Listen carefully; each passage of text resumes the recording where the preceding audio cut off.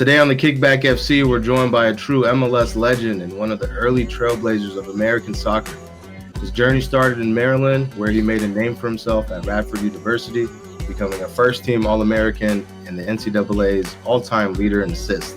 He's one of just 22 players to ever reach the 40-40 club in college soccer. He went on to have an incredible professional career, playing for both the Columbus Crew and FC Dallas. Now he's back with the Crew, continuing to make an impact off the field as the Director of Player Engagement. Dante Washington, welcome to the Kickback FC. Thank you. Glad to be here.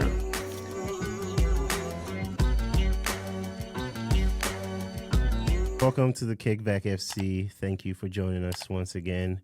Don't forget to like, subscribe, and share. Welcome back to the Kickback FC, your go-to spot for unfiltered real talk, all things soccer. We've got it all. Breaking down the biggest moments, the hottest takes, and everything you need to know to stay plugged into the world's game.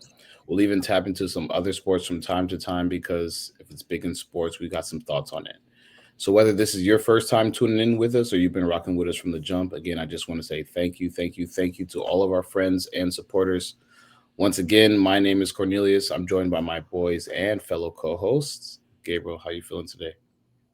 Hey, man, I'm doing well. We have a very, very special guest today. Feel good. Salam, how you feeling? Good, man. Got a legend with us in the building today, man. Cornelius, how you feeling this morning? You know how it is, man. We Ohio boys, we got to represent. So, of course, we would get a Ohio legend, for the Crew. Salam is back to you for the intro, man. Absolutely. Today on the Kickback FC, we're joined by a true MLS legend and one of the early trailblazers of American soccer. His journey started in Maryland, where he made a name for himself at Radford University, becoming a first-team All-American and the NCAA's all-time leader in assists. He's one of just 22 players to ever reach the 40-40 club in college soccer. He went on to have an incredible professional career, playing for both the Columbus Crew and FC Dallas. Now he's back with the Crew, continuing to make an impact off the field as the Director of Player Engagement. Dante Washington, welcome to the Kickback FC. Thank you. Glad to be here. Like we were talking about before, obviously, just watching you play, man, as a kid was truly a pleasure, man. Growing up in Columbus, I was very fortunate to live in the city and have a professional soccer team that had a lot of prominent, Black players. And as a young kid myself, as someone who, I don't know, I feel like inner city kids, right? It's always basketball. You either play basketball or football. Right. It was always great to see examples like yourself, Brian West, Jeff Cunningham, guys that look like me and, could show that there's room for us as well too. So thank you for being that example. But just kind of getting into it, how did you first get introduced in the game of soccer? And, what was the landscape of Maryland soccer like at the time? It's funny. I get that question all the time. I was really fortunate. I grew up in an area called Columbia, Maryland. It's basically a suburb outside of, it's really basically between Baltimore and DC, a little bit closer to Baltimore, where it's called a planned community. So we had different neighborhoods. Each neighborhood had their shopping center, high schools, and everything, all within Howard County. And the city was founded based on the principles of social, economic, racial, religious, everything equality. So the sport was introduced to everyone. So I always say that many of my peers, all of us pretty much played soccer in some capacity, whether you just played it at recess or after school. So my family moved there when I was I think I was 1 or something like that. So there are a lot of Black families who actually moved to Columbia from various parts of the country. My whole family's from Baltimore. I was born in Baltimore, but grew up in Columbia. So it wasn't uncommon to see a number of Black players, Black kids playing soccer. So I always say that we've got representation from, I think it was the 88 Olympics, not actually the 80 Olympics. Daryl G, who actually went to the same high school, or I went to the same high school as him. He's older than I am. He was actually kind of my local idol. 80, 88 with Desmond Armstrong. I was 92. in Spain, and then 96 Clint PA and Hamisi Amani Dove was an alternate. All Black players who made the Olympic team. Number of people, obviously, Desmond Armstrong played on the national team. I played on the national team. So many guys who played in youth national teams, played in college. So it was just one of those things where the sport was introduced to me very, very early. And a lot of my friends played. So that's what I continued to do. And, just kind of went from there. And soccer was actually the most popular sport, a lot more popular than football, basketball, baseball that combined. I mean, we all played those sports, but really a lot of us just dug in with soccer.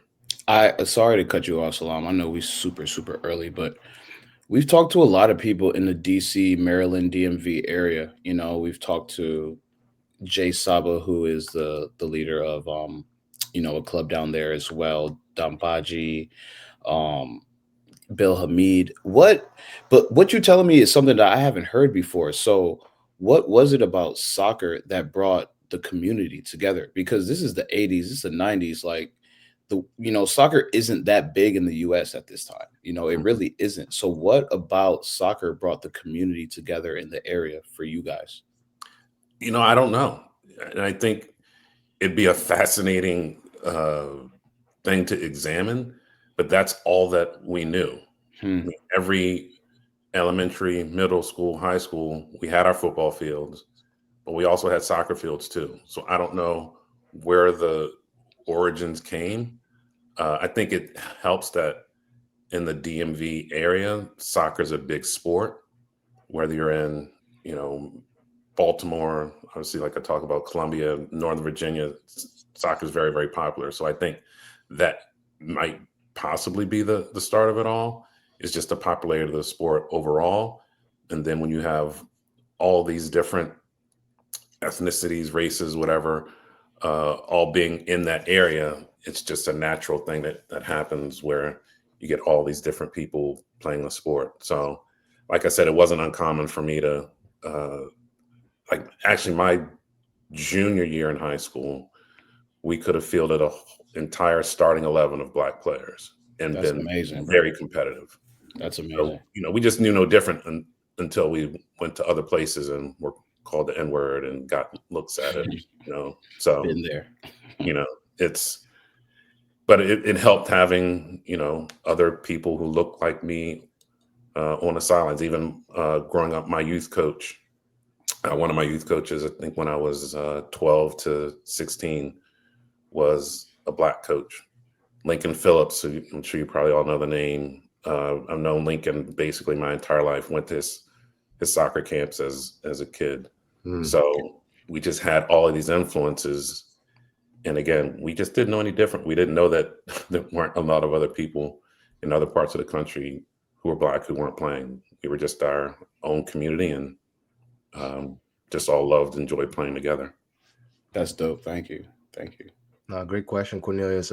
Before I pass it to you, Cornelius, I just wanted to ask you, Dante, when did it click with you that oh wow, I'm actually pretty good at this soccer thing? I don't know. Nah, you know. Mr. Leading Assistant. I see your stats right here. I think.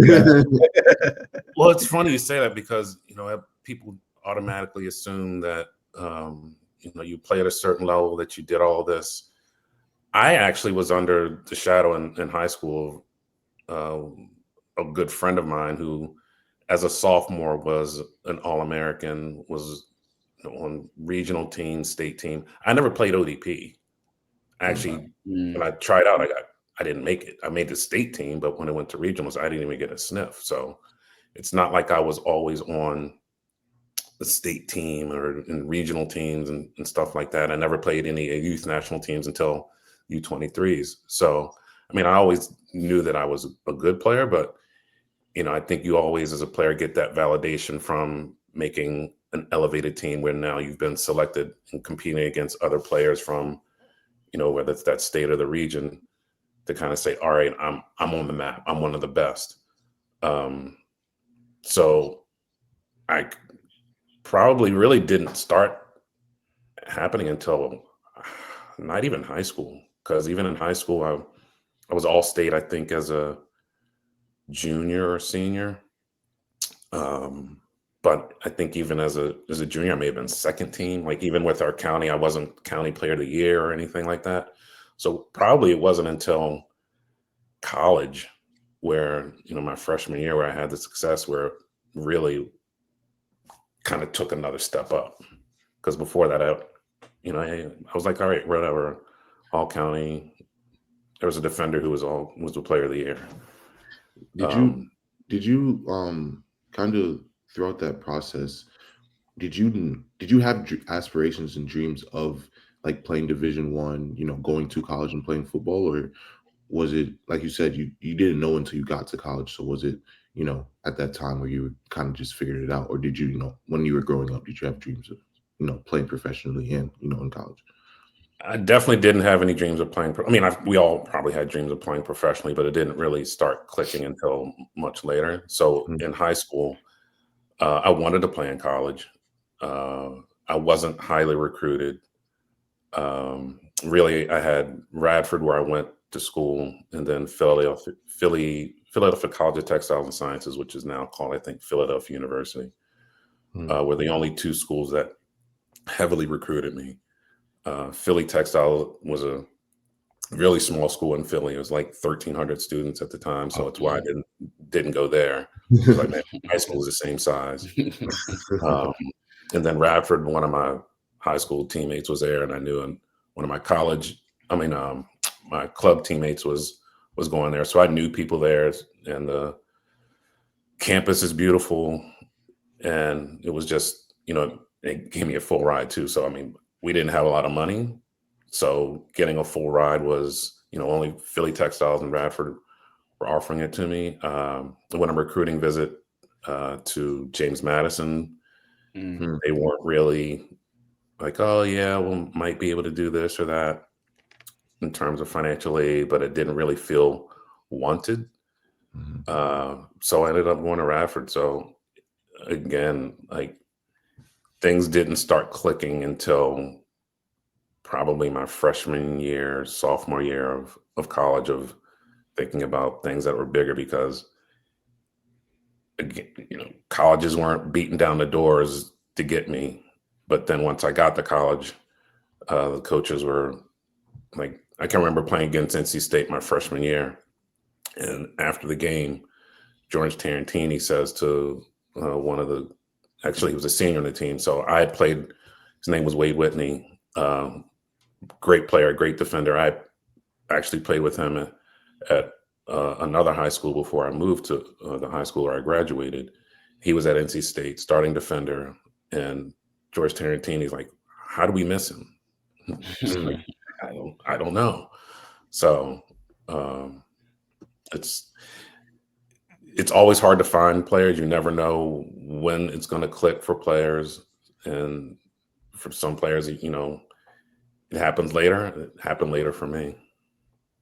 No, that's great insight, just to kind of how the landscape was. 'Cause I feel like we always ask, what was the soccer landscape like in high school and college? What was your college recruitment like?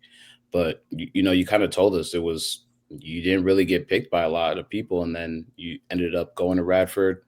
And not only did you just end up going to Radford, you ended up being a first team All-American in 91. You joined the 40-40 club, which means 40 goals, 40 assists. You're still, to this day, this is 2025, the all-time assist leader with 66 assists in 88 games. Just to gas you up a little bit, what was your style of play in college, and what made you so balanced? Because we kind of just brushed over your growing up, but clearly you're not just an average player if you score 40 goals and 40 assists at the D1 level. So what made you so successful, and what do you think like your style of play was in college? Well, if I take a quick step back too, if you talk to my college coach, he did not come, and I joke with him all the time, love him to death. I joke with him all the time. He did not come to that game to recruit me. That's how it be, though. That's how it is. He went there to recruit someone else. Then That's he always how it is. Saw me take a throw in, and it's like, who is this guy? For a throw in, really? Like,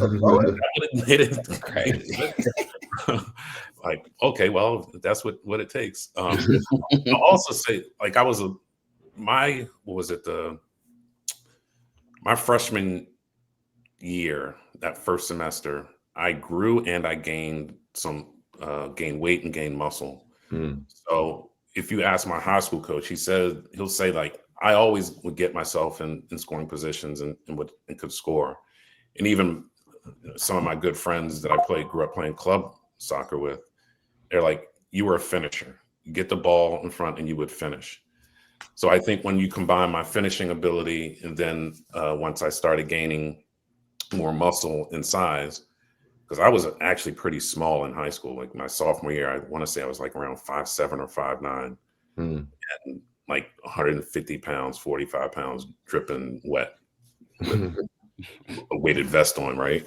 So once I got that size and I always had speed and combined it, then I really started learning how to use my body and my size and my speed. And I really started working a lot technically to be able to, I can remember sometimes they're like, take him to his left, because they thought I didn't have a left foot. And then I go to the left and bang on them. So it became about really taking advantage of the gifts that God gave me physically, learning the game and working on my game to combine all of that. And, people would always say, oh, he's playing at Radford and not playing against anybody.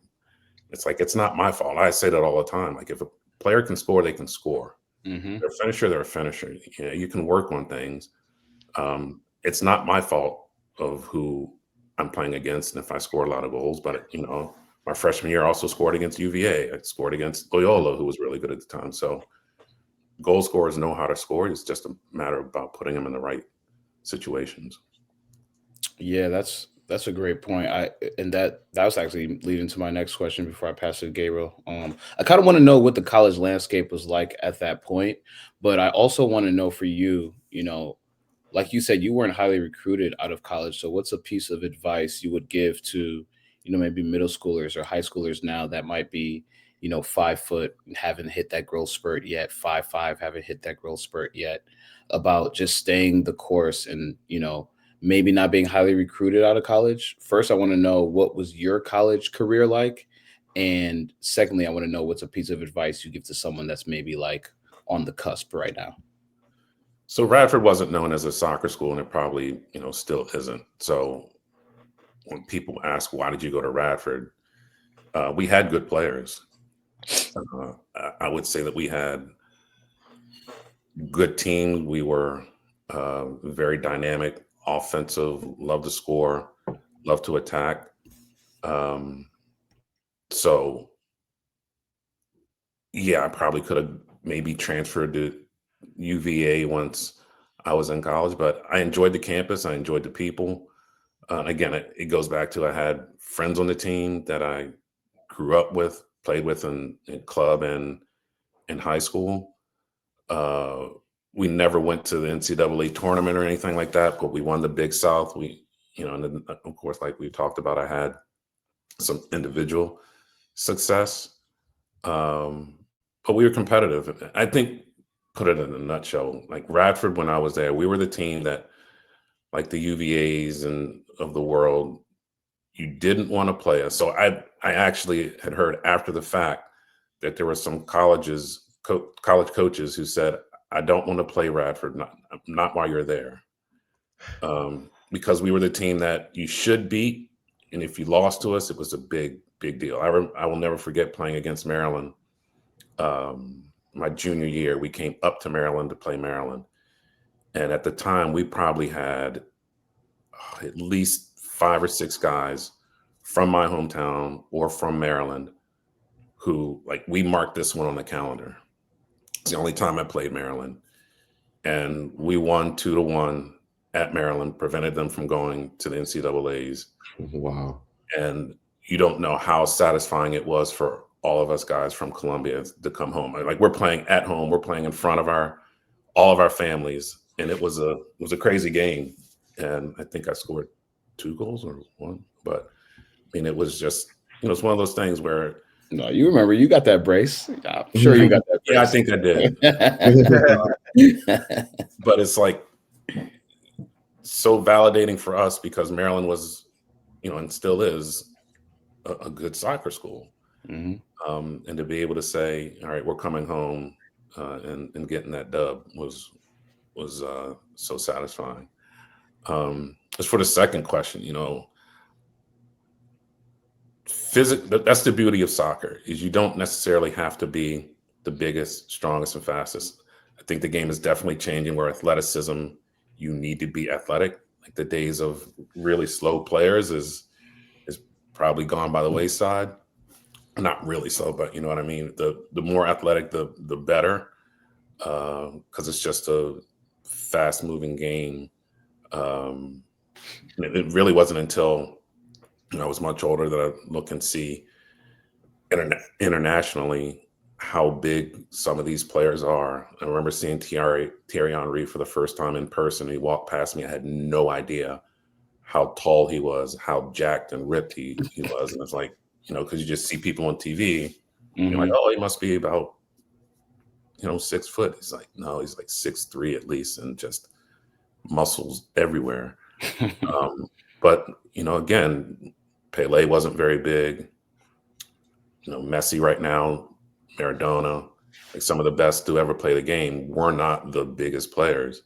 So it's, even if you don't hit that growth spurt, even if you are small, there's still a place in the game for you, and use the talent that you're given, despite your size, to continue to play. And I think, I know there's a lot of conversation around late developers, early developers, and stuff like that. And again, they talk about Q1, Q2, Q3, Q4, where you're born on the calendar. I'm a Q4. So when they talk about, Pele, Q4, when you talk about players, for me, it's, can you play or can you not? I don't care how big or small you are, because you can have some really big players who develop early, whatever, but if they can't play, they can't play. I know that probably draws some, I don't know, criticism, feedback from people like, no, there's research. Like, there's also research of whether you can play or play. No, facts. Yeah. So stop. I actually had a conversation with someone in our with the crew a couple of years ago about that. And it's like, I understand the whole if you're born earlier and all of that, but let's say you're a Q1. Well, what about the Q4 in December? Are you calling them a late developer? Because if we're talking 2 weeks, 3 weeks, a month difference between like a Q4 of one year and a Q1 of the next year. Yeah. So I think it just gives coaches, scouts, people, whatever, an out to make a bad decision based on whatever data they're looking at. That's definitely fair. No. Yeah, it's funny because I believe we talked to Kofi Opari, who does some recruitment as well, and when we were speaking to him, he was, just kind of, we asked the question, when you're looking at players, what are you looking for?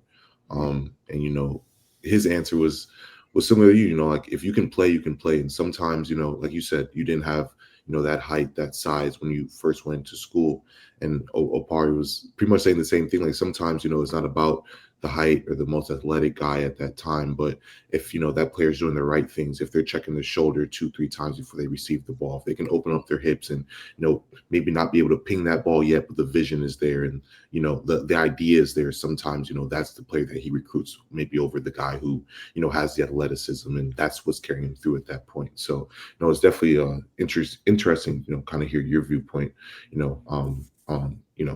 that advice for younger players, definitely coming up. I Loki, just want to transition a little bit, into your professional career, because obviously you had an illustrious career at Radford. Like I said, part of that 40-40 club, still all-time assist leader. But when you're kind of transitioning after school, the MLS was just getting started, which is very, very interesting because you ended up being in that inaugural season, but Can you kind of take me through the landscape of, when you're leaving Radford, what did it look like? Because for all the players that we've talked to, the MLS was already set up, so they already had, something to go to, and, an idea of what it should look like. But for you, you were part of that first class. So it's, kind of walk us through, what was the route to professionalism for you and just in America at that point? Yeah, Tucker. Yeah. This is a long one. We got time. I know you on the time crunch, but no, we're good. The world was a much different situation. So I graduated college in '92 in December. Americans going to play abroad was really not a thing. I went on 2 trials, and to this day I say that's probably a mistake that I made, is coming back. So my first trial, I went to Holland, and I trialed with Ajax, and I did well. I think I was there for about a week and a half, 2 weeks, and they wanted me to go to Haarlem, which was a 2nd division club just outside of Amsterdam, where their assistant coach at the time used to be the head coach. They wanted me to go there to kind of acclimate, see how I acclimated in the country. But at the time I had an agent that I wasn't really comfortable with. So I came back home. And back then, it's not like I could have gone and crashed on a buddy's couch and trained with his team in Holland or Germany or something, taking a train to another country. That just wasn't happening. So I flew back. And to kind of put it in perspective, Holland had a rule on internationals. So here I am, a 21-year-old American trying to come over and basically take a spot from a domestic Dutch player who's probably 17 to 18 and probably just about as good, if not better than I was. So it was going to be really hard to break in. And some of the names that were on that team.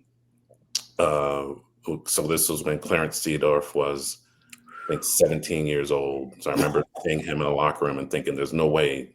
I think they called him like a man child, because he was, absolutely jacked as a 17-year-old. Kind of reminds me of like Josie Altidore when I first saw Josie. Jari Litmanen from Finnish national team, unbelievable talent. The De Boer brothers were there. Stanley Menzo was a goalkeeper. I think Van der Sar was the backup keeper at the time. That's insane. Wow. Edgar Davids was there at the time.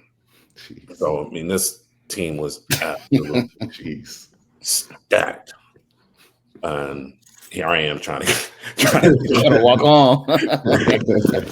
But I can remember being there and just my eyes, my world, everything opened to the abilities. I remember walking around, after eating lunch and going down and watching their little kids train, because it's a system that we didn't grow up having. So just being exposed to all of that was so eye-opening and really changed things for me.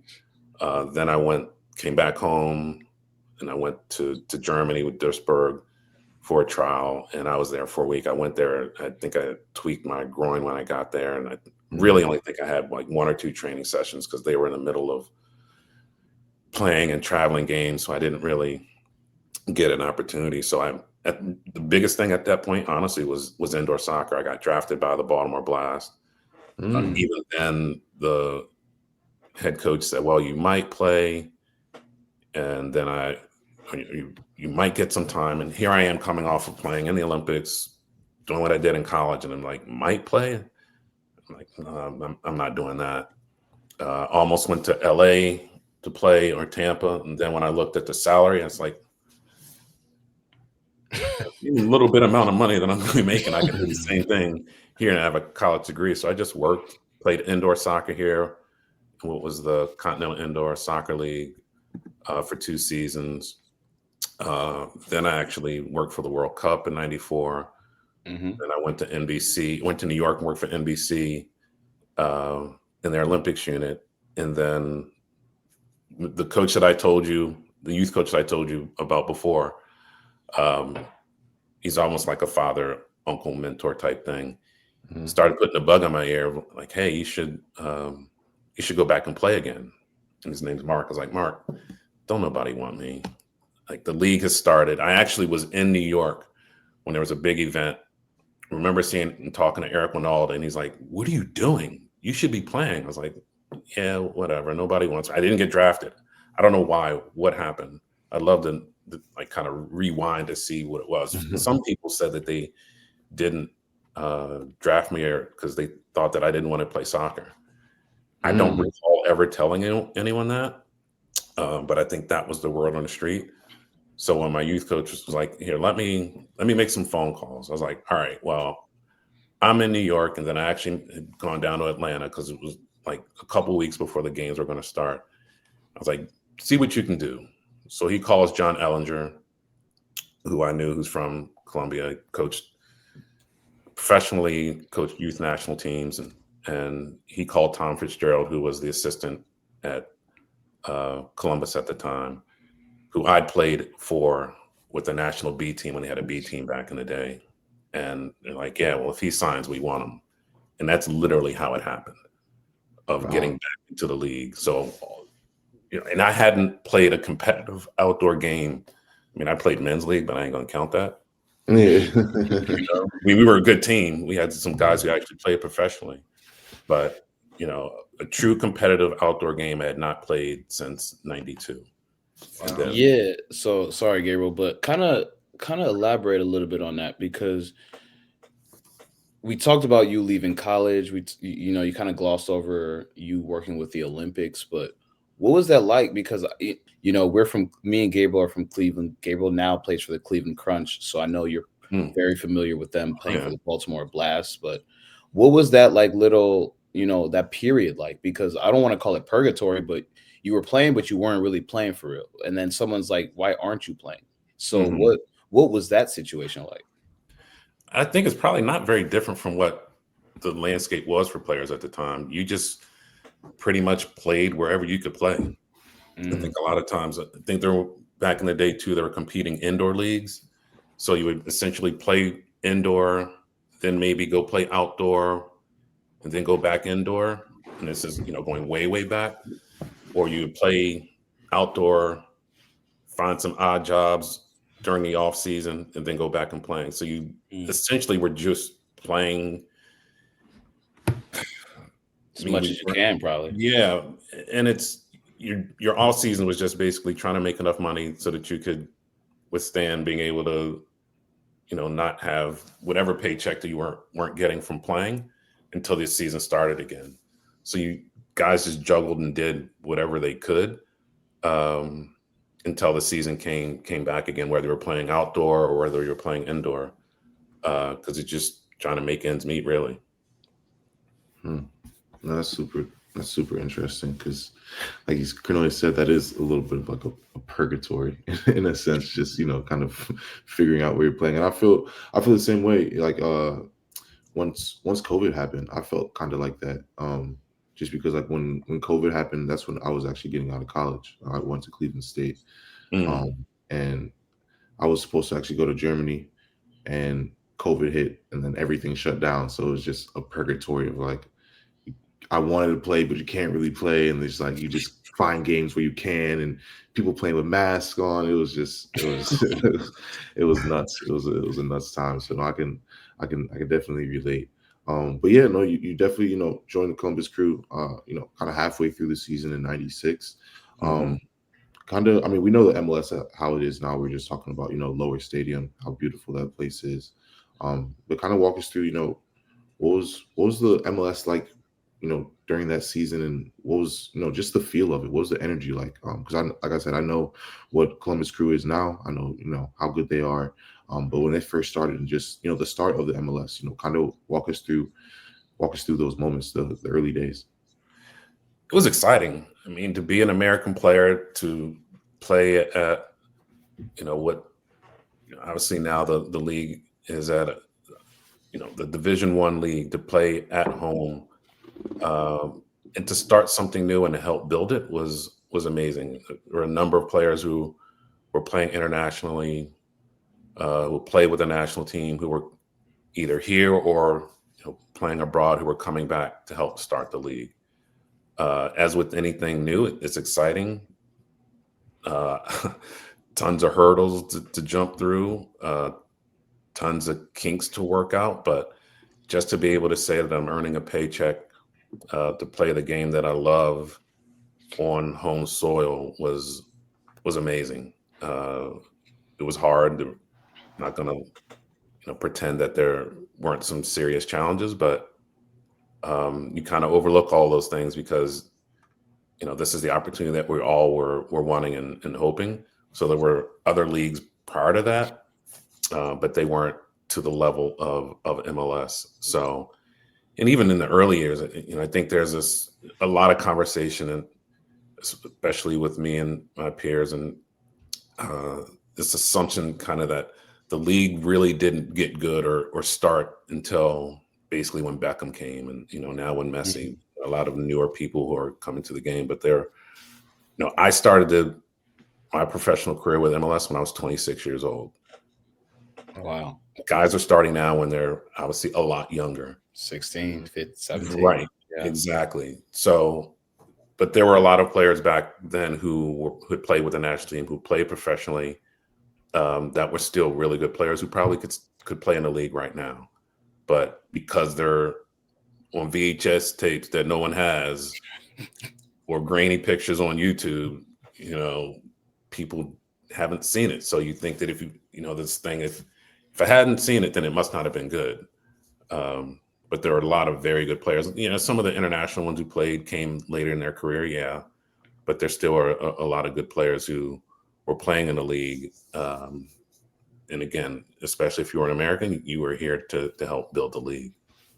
Man, you guys too, man. Columbus, I remember those early years. You, Jeff Cunningham, Brian West. My dad had the Dante Washington black jersey with the Snickers on the back. The second S, I was telling Cornelius, the second S, he wore it so much, the second S was coming off. It was just Snickers. And then I had the Brian West jersey. I mean, you guys had Brian Mazonoff was there. Brian McBride was there. Robert Warzia, Stern John, Mike Lapper, which Mike Lapper ended up being like my camp counselor one summer. Shout out to you, Mike Lapper. Enzo Elcock. Man, you guys had so many guys that I was like, wow. It was what a time, man, to be alive in Columbus around that time. It was the hardest working team in the league, man. Shout out to the crew, man. But go ahead, guys. Sorry. No, it's funny you bring up Brian West. I don't know if you know, but Brian and I are both from the same hometown. So when back to where we started, that's crazy. Westy is what I call him. Like, I've known him since he was in, I'm older than him, since he was in high school. I would come back and watch him play. And I remember talking to him and his dad years ago because they were thinking about whether he should go pro or not. And I remember that conversation of what his decision was going to be, whether he would go to college, go to UVA, or come and play MLS. He went to UVA, and then, of course, ended up with Columbus. So it was even more satisfying for me because we're from the same hometown. We've known each other for a very long time. We lived together for a while here too. So, man, he was so dynamic. He was just, I loved watching him play on the wing, man. I loved watching him. And then, so did I. But yeah. I mean, you benefited a lot from it. Because I could play a bad ball into the space, and I know he would still get it. Oh my God, yeah, man. He was so fast. So fast. I loved watching him. Though. Go ahead, guys. Sorry. No, you're good. But yeah, no, your stint with Columbus was short though. 3 matches, and then got traded quick. Learn the business, learn the business side of it really quickly. Ended up going to Dallas, and then eventually ended up winning the Open Cup the next year, which is really, really exciting. So I kind of want to take a step back. What was we've talked to a lot of MLS players, like kind of alluded to earlier, and some of them have also learned the side of the business that is tough, of getting traded and having to move teams. So kind of quickly, you have to figure that out. What was it like, kind of navigating that trade situation and working through that with your agent? Because I've heard a lot of stories with that, so I would love to know your experience with it. I mean, it was pretty traumatic because here I go. I technically lived in, by the time I got to Columbus, 4 different states in like 2 months. Jeez. So I think, like I said, I was not that I was living in Atlanta or living in Georgia, but I lived in New York, worked for NBC, was in Atlanta preparing for the Olympic Games. While I was there, I made the decision to go play at MLS, went back to New York, packed up my stuff, drove back to Maryland, was in Maryland for like a week and a half, and then moved to Columbus. When I got to Columbus, I was like, all right, I'm here. McBride, Maisanoff, Lapper, a bunch of guys that I knew. And then I get this phone call from the head coach's assistant. So like, hey, Fitz wants you to come down to the office and talk. I'm like, back in the day, I was so naive. I was like, why does he want me to come to the office? So I drove down and he's like, hey, hate to tell you this, but you got traded to Dallas. I was like, what? He's like, yeah, well, we had 10 guys on the list that we said they cannot take, and I have no idea why they picked you. I didn't think that they would. This is not what I was wanting. If I knew this, I would have put you on the list. He said, because you've only been here a month. Like, how would they even know? Like, you played in, like you said, 3 games. I think I don't even know if I had a total of 90 minutes in those 3 games. And he goes, so I'm sorry. And I was like, well, what's going on? He's like, yeah, well, you get bringing in Brad Friedel. He's coming back. I think it was at Galatasaray at the time. So that's the trade. We're bringing Brad in and you're leaving. And I'm sure they got something else. So I'm thinking to myself, so hold on, I'm making breadcrumbs and you're bringing in Brad Friedel, who's making loaves of breadcrumbs. How's this work? Does this mean I'm going to make some more money because Dallas wants me? No, that's not the way that it works. And I remember talking to Brad, because the irony of it all was Brad was we played together on the Olympic team. He was my roommate through a lot of the Olympics. So I was like, man, this is terrible. Like, I want to play with you again. But, and to this day, I tell people all the time, whenever I'll get traded. So the next time I got traded was actually a pleasant trade when I got traded back to Columbus in 2000 from Dallas. I remember my posters and pictures that were still leaning up against the wall, because I hadn't hung them up yet in my apartment in Columbus in 96. I didn't feel like I was settled anymore after that until I hung something up on the wall. Because the truth is, you could be traded, released at any second. And like you said, learning the business side quickly, I learned it really, really quickly, that you really have no choice in the matter. It's a lot better now than it was back then, where guys have more say. And even when I got traded to Columbus in 2000, I actually went in to the coach's office in our end of year meetings and said, I want to get traded. And 2 places I want to go are either Columbus or DC. DC, since obviously that's where I'm from. And I was fortunate to come back to Columbus. And, kind of the rest was history from there. Well, thank God you came back to Columbus. Because DC was a problem. DC was good. Well, now that you say that, I completely forgot about this. So if I remember correctly, I wanted to go to DC in 96. Again, like I said, it's where I'm from, in Maryland. But the league wouldn't allow me to go there. This is what I was told by my agent, because they'd already had Jaime Moreno and Royal Diaz Arce. So they're like, no, this would not be fair for me or whatever to be able to go to DC so I could go to Columbus. They stepped in like David Stern. David Stern. Oh, you can't go to Lakers. Yeah, you ain't going to Lakers, Mouse. But sorry again, I keep jumping in, but Bro, you keep glossing over this 96 Olympics like it wasn't the 96 Olympics in the US. You know, I was born in 1995, so I have a 96 Atlanta polo in my closet right now, just because it was I feel like the US at that time was in such a great place, you know, in the 90s, the late 90s, obviously the development of the MLS. But explain to us a little bit about that Olympic team. You know, you said Frito was your roommate, which is amazing. I had no idea that happened. And what was it like just having the Olympics in the US and just being on the team at that time?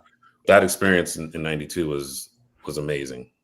I was on TV during the opening ceremonies. Wow. I didn't realize that until I came back. But so guys on the team were Joe Max Moore, Kobe Jones, Friedel, Lapper, Alexi Lawless. I mean, there were a lot of guys who went on to play, like in the 94 World Cup, obviously most of us played in MLS, some still internationally. The crazy thing about being in the opening ceremony too is usually soccer starts before the opening ceremony. So we were fortunate in that our first match against Italy was in Barcelona. So we played in Camp Nou, New Camp, whatever you want to call it, was our first game. So after we played, we stayed and walked in the opening ceremonies, which generally doesn't happen for soccer teams. So we were really lucky. And we actually walked in with the original dream team. Wow. Got pictures with, you know, Charles Barkley, Karl Malone. It was crazy. I mean, the experience was, I say it all the time, you really just can't put it into words. It's just a feeling that you have. It's fun to kind of go back and look back at those pictures and see all the different track athletes that we were around, all the other international athletes that we were around in the Olympic Village. It's just a truly, truly crazy experience. The wild thing too is, you know, if I fast forward to 96, like I was saying, working for NBC, as an Olympian working on the Olympics for the broadcast team, that kind of got me a little in where they were able to give me the full, no ads, commercials of the opening ceremony. So I actually have the whole opening ceremonies and have been able to go back and look at it, digitize it. So it was a weird path to play in it and then go work on it, even though I wasn't there for the actual games in 96 because I left to go play, like they were talking about. Damn. MJ was there? He wasn't, man. So him, Bird, and I think Christian Laettner were the only ones who didn't walk in the opening ceremonies. Yeah, MJ. That sounds like that. Him and Bird. That sounds like something they do. They're just like, yeah, literally smoking a cigar somewhere. You know, you talked about going back to Columbus in 2000. You helped lead the crew to an Open Cup in 2002 and then the Supporters Shield in 2004. So obviously Columbus was on your heart because, you know, you made it a thing to come back. What do you love so much about our state? You know, what made you come back? And then how were those years, the second stint around where you were able to play more than 3 games? So being from the Maryland area, I tell people all the time that Columbus in particular, you know, I don't know a lot about Cleveland and Cincinnati, so I'll just stick with Columbus. It reminds me a lot of home. It's just not nearly as crowded, not as much traffic, not as expensive. And it's only like 6.5 hours from home. So, you know, playing in Dallas was great. It was warm. I didn't necessarily love the city of Dallas. The team was great and all, but to be able to come back closer to home and play somewhere where it reminded me more of home and I could get home a lot quicker. My friends, family could come here, was great. And I say it all the time. And it's still to, you know, now Columbus is a sleeper city. You know, people who come here with, I don't know what preconceived notions they have of what Columbus is going to be like, but they come here and, you know, they start looking around and like, Columbus isn't that bad. Columbus is actually okay. I'm like, yeah, it is. And don't go keep telling everybody because everybody's going to come here. It's going to mess it all up. Yeah. You know, and Trying to gatekeep. don't tell me about it. And to come back in 2000 and there still were some of the players here that were here from '96. So it was a homecoming, and I wanted to trade from Dallas, and it was a draft day trade, and I was glad, and it was, kind of like you said, the rest is history. Didn't really want to leave in '03 when I got released. So I got released in 2003 and went and played in the A-League with Virginia Beach Mariners for 2 seasons. True story too is in 2000. So we won the Open Cup in 2002. 2003 we come back and they're doing a thing of recognizing us for winning the '02 Cup. I come back. I've been playing with Virginia Beach and trained that Friday before the game, watch the game, do the ceremony and all that stuff, get recognized. And then after the game, they call me in, the coach and GM call me into the coach's office in the locker room. I'm just like, whoa, they're like, oh, sorry, we made a mistake. We want to bring you back. This is after like a month after being at Virginia Beach. And I lied to him at the time. I said, well, let me think about it. I knew in my mind, I was like, as much as I want to be here, I can't leave Virginia Beach. I made this commitment to them that I'm going to be there. And, when I went back to Virginia Beach, I told them, I called them back. It's like, no, I can't do it. Who knows what things would have been like had I come back, but, I don't regret that decision. But I think that's part of the reason why in 2004, here's another crazy, you talk about the early years of MLS. When I came back in 2004, they were a very good team. As you said, won a supporter shield. Honestly, I had like a 0.01% of them winning the supporter shield because I had been in Virginia Beach the whole season. After my A-League season ended, I was training with DC in DC. I'd been in DC training with them for probably 2 weeks. And they was like, all right, we want to sign you. They called the league.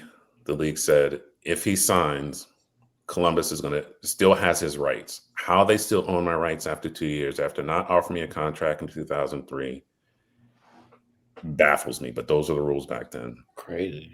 So I was like, all right, at least it's Columbus and not LA or something. Like, I don't want to go to LA.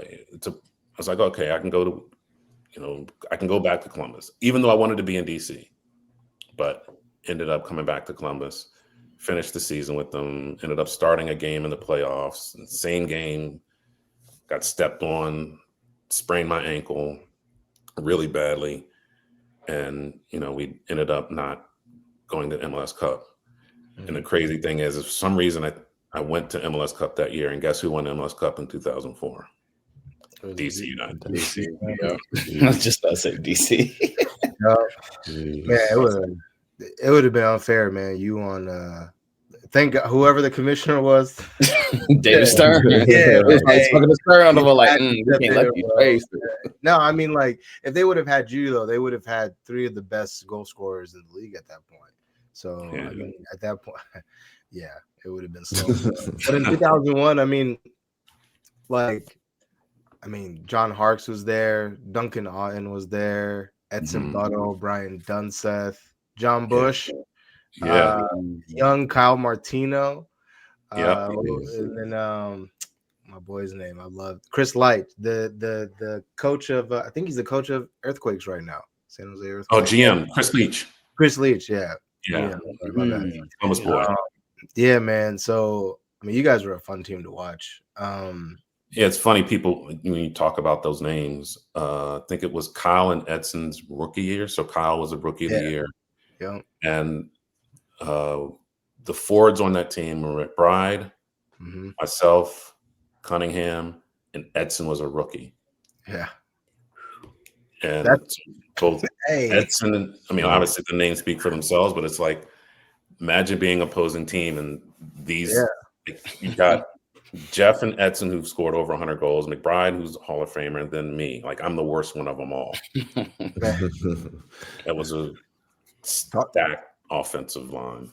I'm telling you, man, like the Columbus Crew striker lineage, it runs deep, man. Yeah. Stern John, Dante Washington, Jeff Cunningham, Edson Buttle, Kai Kamara. Yeah. Giassi Zardes, bro. Yeah. Man. But kind of transitioning to post-playing career. You've been connected with the crew in different ways over the past 20 years now. How did your path lead you to your current role as director of player engagement? So when the potential of us relocating happened, I was really vocal on social media. Thank you for that too. I do remember that. About the pretty much injustice. There was a lot of the narrative of no support. The city doesn't support the club, the crew, and I knew that that was wrong. Also knowing, and I won't get into too many details, like I just felt that they weren't really trying to be successful here. And I wanted to make that known. So once we stayed, I was working at Nationwide Insurance at the time. And I just made a couple phone calls and said I'd love to be involved. So Dr. Peter Edwards is part of the ownership group, him and his family. He was the team doctor for years. I've known him, since the very, very beginning. And just said I'd love to be involved. And, fast forward, talked to a couple different people, like, why don't you come up with a job description? So I, pitched an idea of, partnerships, because that's kind of the background that I had at Nationwide, things that we could be doing in the youth community, youth soccer, doing things with alumni. One of the things I was vocal with Don Garber and other folks at the league office was, we need to be doing more for former players, because the people who should be your biggest proponents and talking the best about the league are the ones who are actually talking the worst about the league. And these people are probably still involved in youth soccer, at various levels, and in soccer in general at various levels. And they should be saying good things about the league. And I'm telling you, we are saying bad things about the league. And fortunately, now they have a player engagement department, which is at the league level, which is really about helping current and former players. And really, I think it was a matter of the growth of the league to be able to get to that point of, just trying to keep the lights on. So when I think it was 2001, the year that we disbanded Tampa and Miami, the rumors were that the league actually was dead. Like the league was done. But fortunately, the owners came together and we are where we are now. But to do the stuff that I did with the crew was really kind of a combination of my playing experience, my professional experience with Nationwide, and just experience in the game. Been part of the Athletes Council Board of Directors for a while with U.S. Soccer. Worked for the league as a regional ambassador, really working primarily with DC, New York, New England, and then at the end with Columbus, of like more of a fan engagement, fan development role of understanding why people were or weren't fans of the club in those 4 cities. And a lot of that was centered around youth soccer. So a lot of that is what I brought to the crew, because there were a lot of times where I'd fly to the coaches convention in wherever city it was, and inevitably I'd be on the plane with a number of directors, coaches, people from Columbus, and they would consistently saying the crew isn't doing well in the youth soccer community. So I had a lot of that insight, which I then brought to the team when I joined here in 2019. And then again, as I talked about the growth of the league, now I've transitioned into the player engagement role, where I'm working from the academy up to the first team, of helping to support the players of their journeys, both on and off the field, with their personal and professional development. So can you kind of explain what you do in your role? You kind of said, you work with, from the kids at the academy all the way up to the first team players, but what is not necessarily your day to day, but what are you most focused on doing in player development? Really, it's to support the player however they need. So it could be, so if we start at the academy, so a lot of that could be mentorship of young players, of being an ear for them. Because as I say to all the players, like my job, I don't dictate whether you're on the field or not, whether you're starting or not, whether you are eating the right foods or not with our dietitian, whether you're healthy, you know, from a player physical performance or you know, AT physical therapist type thing. But I'm here to help ensure that whatever's happening maybe off the field, that actually helps dictate whether you're going to play or not. So it could be helping them, hey, what's going on with your school? So if they're in our schooling system or if they have personal things that are going on, just being an ear for them. And that could be for anyone really, but specifically mostly for the young guys. It could be an older player who's transitioning, looking to retire, start providing them with resources and conversations about, you know, I don't even know what I want to do next. Well, here are some resources that you can do either through the league or through the Players Association that can help you find what's next. Do you have business interest? So actually, just this past week, we had someone come in and talk to a lot of our second team players, but then also we had representation from our academy and the first team players from there about financial wellness. And the lady also met with them, a couple of guys one-on-one. So it's about, all right, get your finances right. And especially with the first team players, you know, my message to them is you are probably not going to make as much money. You know, hopefully you have a nice, successful career. You're probably not going to make as much money as you're making right now when you get done. So use the money that you have now to help prepare you for when you're done. And then while a parallel path, while you're still playing, look into what are those interests or things that you might be looking to do or wanting to do when you're done. So a lot of it is just one-on-one conversations with guys of, you know, what business interests do you have now and what could you have in the future? And some of that could be young guys, you know, 18 years old who are already thinking about, you know, they might be on the first team, might be on the second team. What are you thinking of doing? Or ones who are interested in going to college. What does that look like? Because some, especially on our second team right now, guys are in college at the same time taking online classes. And there's a partnership that MLS just announced too with Syracuse for our players that they can do online degrees through Syracuse. So a lot of it is, you know, so I'm also working on what's called a athlete development specialist certification through an organization here. And one of the things that it highlights through this certification and what I lived and what I see every day are elite athletes spend so much time on being an elite athlete at the detriment of their own personal development. So a big part of my role is, yes, you can still pursue this path of being a professional, but let's make sure that you look at the other side, because, you know, when you're done playing, your career's over, you kind of lose who you are, because, you know, it's always, I'm Dante Washington, the professional soccer player. And for a lot of guys, they don't know who they are when they're done.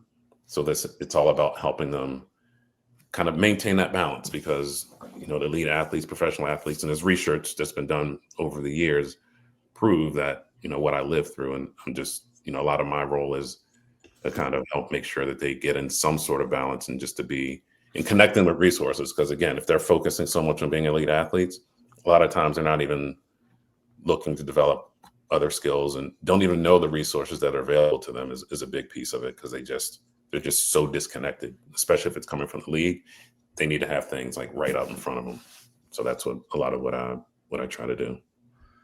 Oh, that's amazing. And I mean, I'm not sure if you had someone like yourself back when you were playing, but I could see how that could be really beneficial to players, because it's much more than just like, obviously, like just what you see on the field. You know, they are humans as well too. So just that human component of it, definitely, I commend you for that. And I commend you for the work that you guys are doing in the youth space and the grassroots space as well too, especially when it comes to Black African, specifically African communities. There's a big, like, I'm Ethiopian. There's a big Ethiopian community, a big Somalian community. Cornelius and Gabriel are Liberian as well too. Our other co-founder is Ghanaian as well too. So there's a big African, community there in Columbus, and it's been really nice to see, like, whether it's the academy team or any team that you guys have, to see more and more of people of color on those teams. But speaking about leaders in the community, I did want to ask you about Darlington Nagbe, current Columbus Crew captain. He's like our favorite player on the podcast. Liberian boy.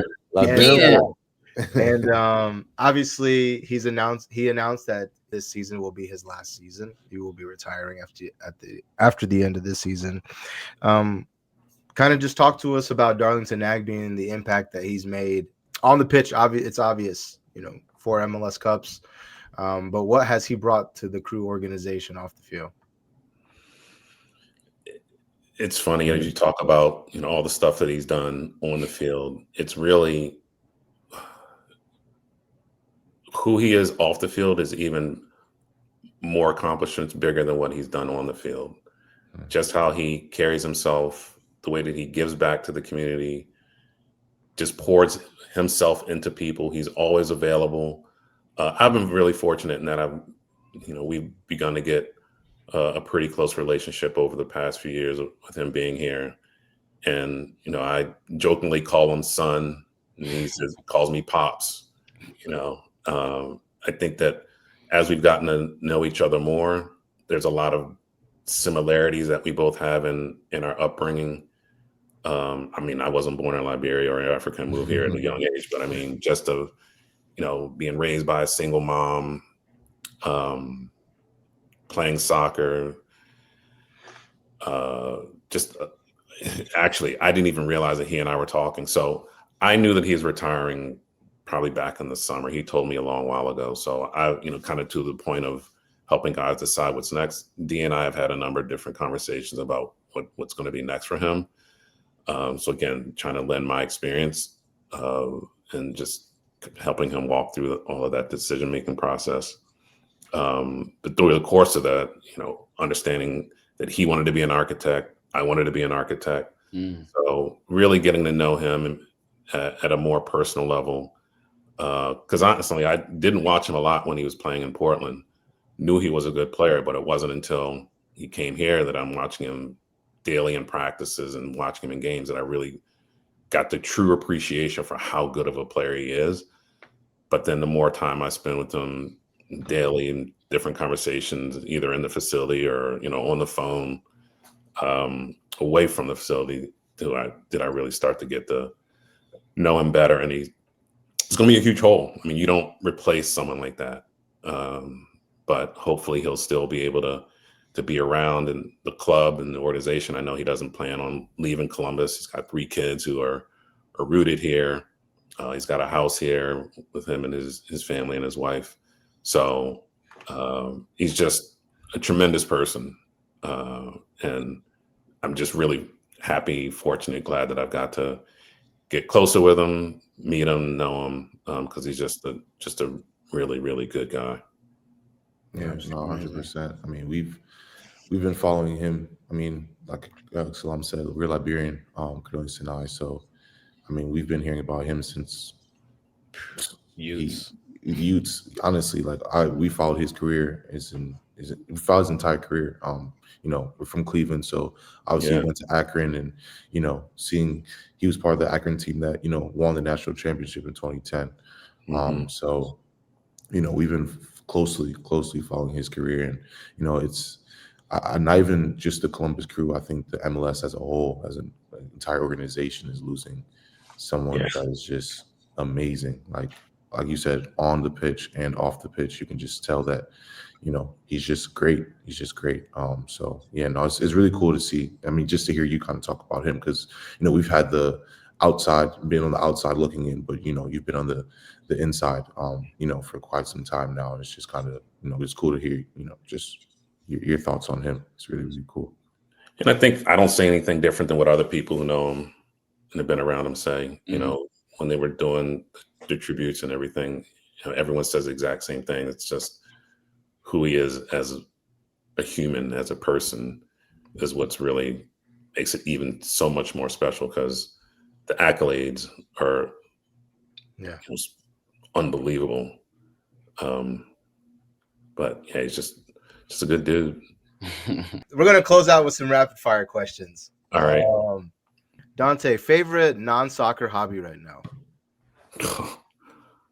Man, I coach my daughter, so I don't have any hobbies. Favorite non-soccer hobby, probably.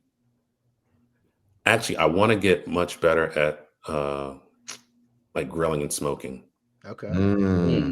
Okay. That's fair, honestly. Ribs, whole chicken. Yeah. Okay. I want to learn how to do a brisket. Okay. We gotta come That's down to nice. Columbus. That's my goal. Yeah. Let us know when you're grilling out, man. Yeah. We'll be your test guinea pigs.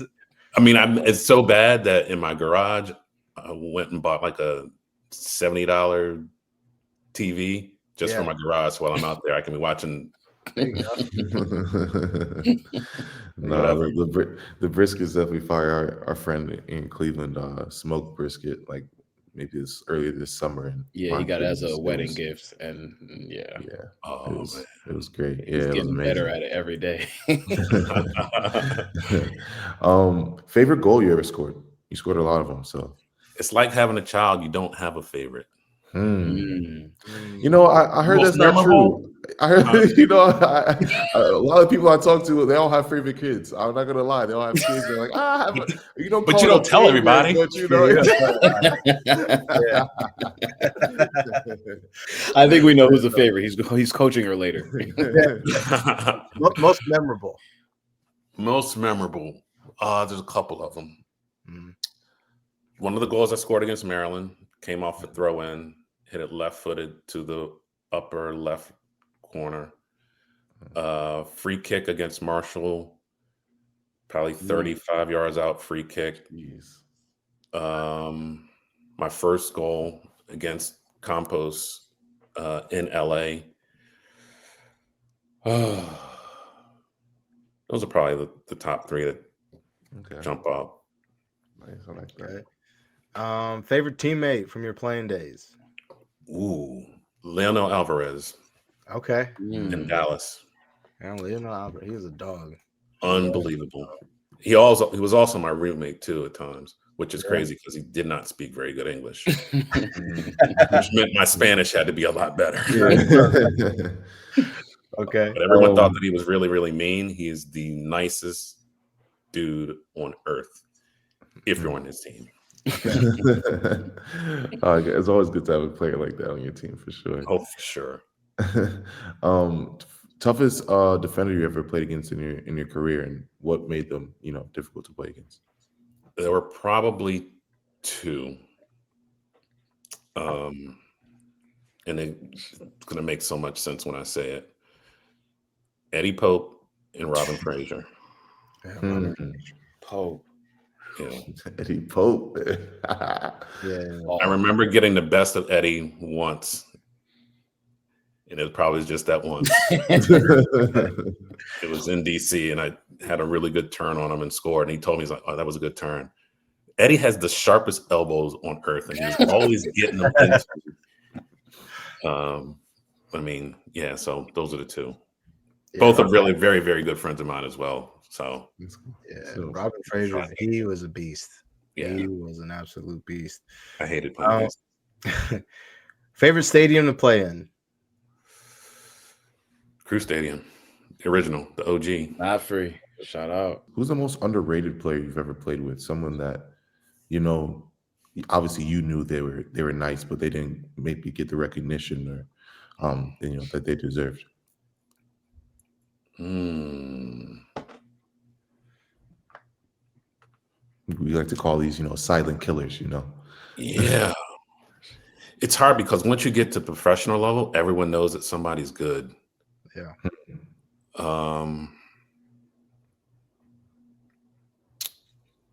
Man, I don't know. Okay. I have to think on that one. Maybe anyone on your teams that you played with that kind of flew under the radar, but you knew and your team knew, like, nah, this guy is. So I would say up until I didn't play with him. Actually, there was a guy in Dallas that I played with. His name was Richard Farrer. He was a defender who never got the accolades. Very, very smart guy. Defended well, technically proficient, but he just was never one. He was like Mr. Dependable. Like I knew Rich was never gonna make terrible mistakes, but if he were to make a mistake, he would be able to clean it up. Okay. Oh. Shout out Rich. Yeah. Kind of building off of that, Dante, if you were to create a five-a-side of your all-time teammates, who's making this team? You're the Oh, my coach teammates? of your all-time teammates. So goalkeeper Brad Friedel. Okay. So am I part of the five or am I not part of the five? You're the coach. I'm the coach. All right. Friedel is in goal. Jeff Cunningham is my attacker. Who do I want for my defenders? Robin Frazier. Oh, my teammates? All-time. Anyone you've ever played with, yep. Oh, anyone I played with. So Frazier, I can count that because we played together in 04. Lionel Alvarez. Ooh, Alon Suter. Where am I at now? I'm at 4. Yeah, you're at 4. Yeah, 4. One more defender. You got a lot of teammates. Yeah, I know. That's what makes it so hard. You got a lot of teammates.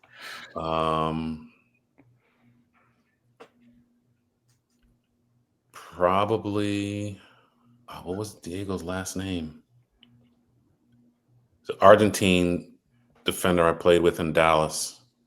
I think he played for Boca for a while. I can't remember his last name.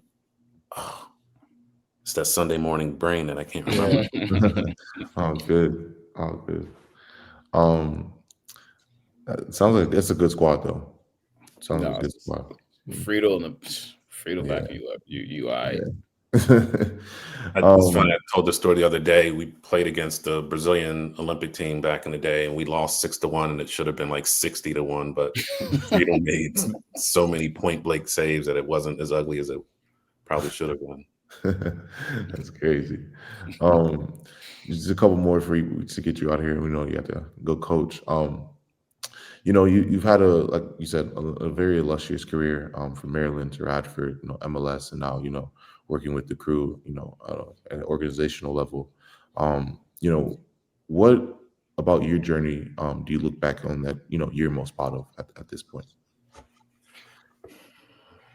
Probably the fact that again, I was always a good player, but I just stayed the course. Tried to work on what I needed to work on, stayed humble, and just, kind of put my head down and did the work, proving that regardless of, where I came from, that I could make it. Like I said, wasn't highly recruited out of high school, didn't do a lot. I mean, actually, I guess I probably should have mentioned this. I've had success at a team level, but it really didn't happen. Won different tournaments along the way as a youth soccer player. And, when I was under 16, went to the national finals and lost, which was a great experience. But to be able to say that I've done those things, and really, I was fortunate that I moved. So had I if we had stayed in Baltimore, born in inner city in Baltimore, which, ended up where I was born and where my family's from, was not a good part of Baltimore. So had I not moved, I wouldn't be talking to you guys right now. It's just, just the fact that you can make it. If you look at some of the best players that ever play any sports, they're not always from the shiny books on the shelf universities or organizations. It's people can make it from anywhere. And I was fortunate that the light kind of switched on once I got to college, and luck combined with the talent and the ability and really the drive was what I think really got me to where I ended up getting. It's amazing. Obviously, a whole slew of people to thank along the way, which I won't do now. But it's not like I did this myself. There were a lot of people who poured their love into me. Absolutely. All right. Well, good episode, guys. You guys got anything before we close out? No, just man, thank you again. Truly a legend, not only in the MLS but in the NCAA, and just in DC in general. And just appreciate you for kicking back with us and popping on, man. Really do appreciate it. I appreciate your time. Appreciate what you guys are doing, and all the best. If you ever need anything, just let me know. Thank you. Really do appreciate that. Yeah, like Gabriel said, you just need to get Cameron on to talk about Ohio. hey, we trying our best, man. We're trying our best. That'll be the mashup episode. We're gonna have to bring you on for that too. Sure. But yeah, like on a personal level, like I said, Dante, really appreciate it, man. I really do appreciate your time. Good luck to you and your daughter's game today. Hope you guys absolutely get a good Yeah, result. we're gonna need it today. Yeah. Who you playing? Cup. Oh yeah, that's We played against them before. Yeah, it's gonna be a good team. Gonna be a tough one. Yep. That's our neck of the woods. Yeah. But yeah, appreciate everybody for tuning in, and thank you for joining us on the Kickback.